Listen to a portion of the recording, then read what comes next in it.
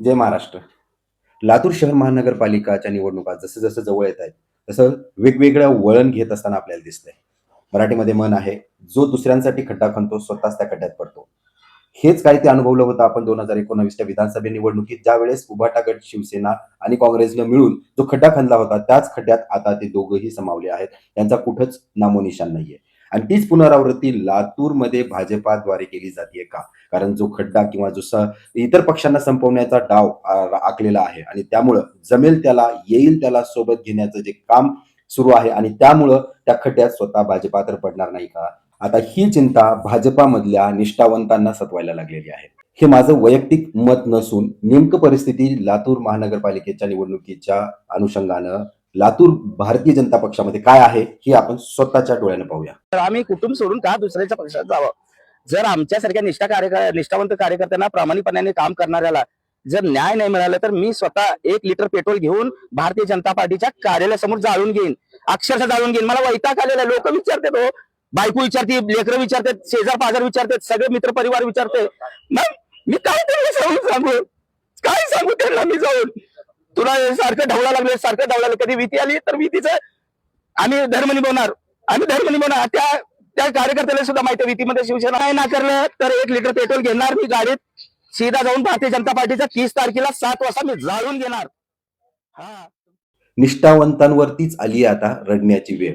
कारण जी आयात करण्यात आलेली आहे, जी इन्कमिंग झालेली आहे, ती अशीच नाही झाली. त्या आयात करणाऱ्या नेत्यांनी जे काही सुनिश्चित केलेलं आहे, की त्यांनाच तिकीट मिळणार आहे आणि त्यामुळं कुठेतरी निष्ठावंताच्या हाती आता केवळ तुरी लागतील, ह्याची शाश्वती होत आहे.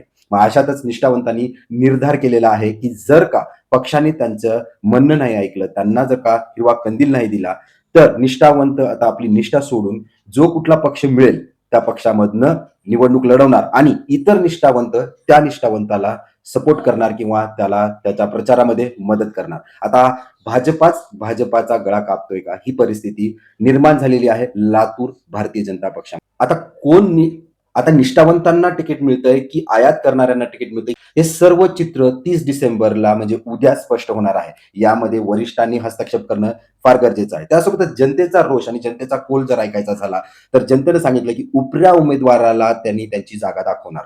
भारतीय जनता पक्ष जर स्थानिकचे समीकरण जुळवण्यासाठी, आयात केलेल्या प्रत्येक उमेदवाराला दिलेला शब्द पूर्ण करण्यासाठी जर या नाही तर त्या प्रभागातून उमेदवारी देऊन तिकीट देत असेल, तर जनतेने निर्धार केलेला आहे.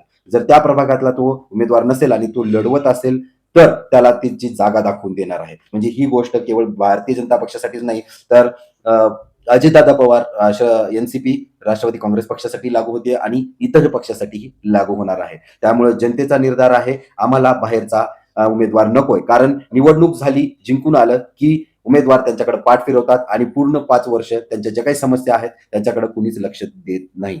मग अशातच भाजपाला गरज आहे वरिष्ठांना यामध्ये हस्तक्षेप करण्याची. कारण नेत्यांमध्ये जी काही गटबाजी सुरू झालेली आहे, त्यामुळे स्थानिक नेत्यांवरती अवलंबून न राहता वरिष्ठांना यावरती हस्तक्षेप करून जो निसटता विजय त्यांच्या हातातनं निसटताना दिसत आहे, तो कुठेतरी रोखून ठेवणं गरजेचं आहे. आशा करूया येणाऱ्या काळातच लवकरात लवकर भाजपा यावरती काहीतरी तोडगा काढेल आणि 30 डिसेंबरला हे सगळं चित्र स्पष्ट होईल. ते काय असणार आहे ते पाहण्यासाठी चॅनलला फॉलो करायला विसरू नका. धन्यवाद.